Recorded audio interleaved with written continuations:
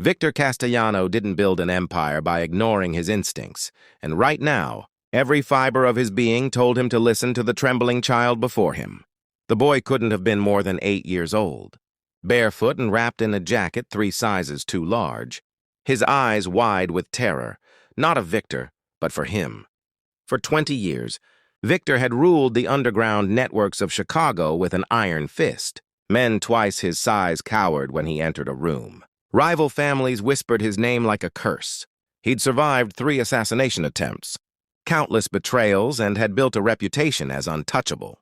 Yet here he sat, frozen by the desperate plea of a homeless child who had somehow slipped past his security detail in one of the city's most exclusive restaurants. "Boss, I'll handle this, Marcus." His head of security moved forward, his hand already reaching for the boy's collar. "Wait!" Victor's command cut through the air like a blade. He studied the child's face, gaunt, smudged with grime, but those eyes burned with an urgency that couldn't be faked. "Explain now." The boy's words tumbled out in a rush. "I was in the alley behind the kitchen, by the trash bins where they throw out the bread sometimes. I heard 2 men talking. They said your name. They said the wine would be delivered to your table at exactly 8:47. They said you'd be dead before dessert." He glanced at the ornate clock on the wall. It read 8:48. Victor's jaw tightened. He'd made powerful enemies, but someone had gotten close, too close. He gestured to Marcus. "Get that glass to our lab. I want it analyzed within the hour." Then, turning back to the boy, "What else did you hear?" "One of them worked here. Wore a white chef's coat. The other one—" The boy's voice dropped to a whisper. "He wore a ring with a red stone. Like blood." Victor's blood ran cold. The Moretti family crest, a blood ruby set in gold. Angelo Moretti had been making moves on Victor's territory for months, but Victor had underestimated him. A rookie mistake that would have cost him his life, if not for a child he'd never met. "What's your name, kid?" Danny." "Well, Danny, you just saved my life." Victor pulled out his wallet, extracting several $100 bills. The boy's eyes widened, but he didn't reach for the money. Instead, he stepped back. "I don't want money, mister. I couldn't let you die. My mom always said we gotta look out for people, even strangers. Especially strangers." His voice cracked. "She died last year, but I still try to do what she taught me." Something Victor hadn't felt in years stirred in his chest, a long-buried ache he'd learned to ignore in his line of work. He looked at this child, orphaned and living on the streets, who'd risked his own safety to warn a complete stranger. A man who, by all accounts, didn't deserve saving. "Where do you sleep, Danny?" The boy shrugged. "Different places. The shelter on 5th sometimes, but it fills up. There's a warm grate by the subway when it's real cold." Victor made a decision that would change both their lives. "Not anymore. Marcus, take Danny to the car. Get him cleaned up and fed.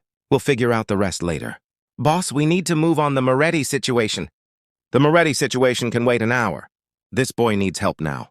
As they left the restaurant through the back entrance, Victor's phone buzzed.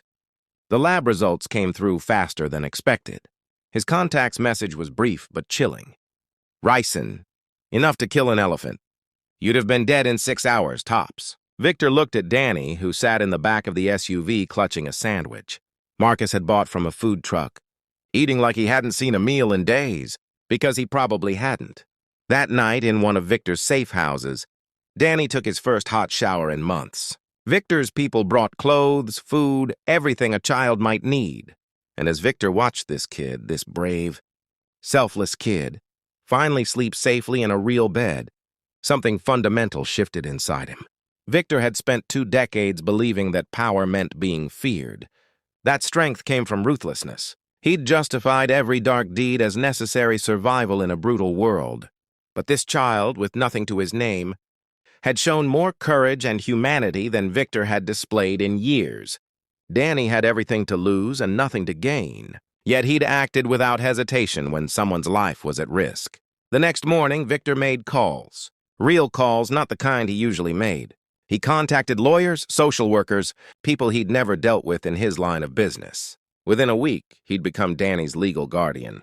Within a month, he'd enrolled the boy in the best private school in Chicago.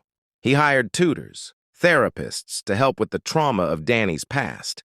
People who could give this child the future he deserved. But the changes didn't stop with Danny.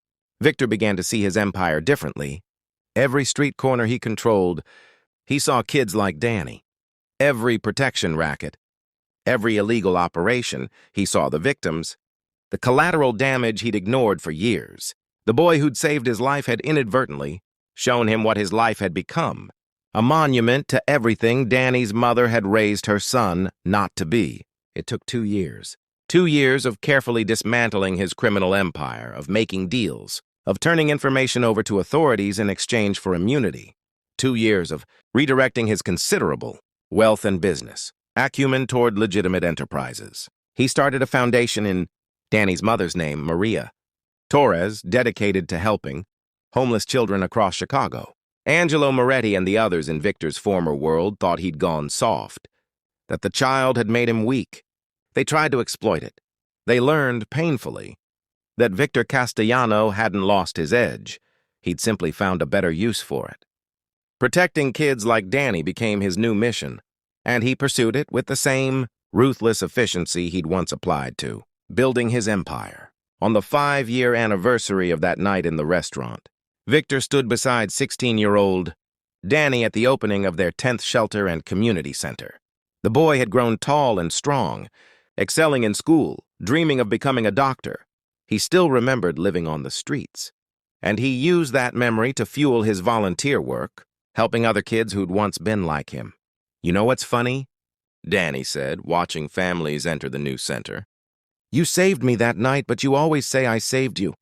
Victor put his hand on the boy's shoulder. This young man who'd become the son he never knew he needed. "You did save me, Danny. I was alive, but I wasn't living." "Not really. You showed me that real power isn't about how many people fear you. It's about how many people you can help. Real strength isn't about taking what you want. It's about giving what others need." "Mom would have liked that," Danny said softly. "Your mother raised an extraordinary son, and that extraordinary son raised a broken man from the darkness." Victor smiled. Something that came easier now than it had in decades. "We saved each other."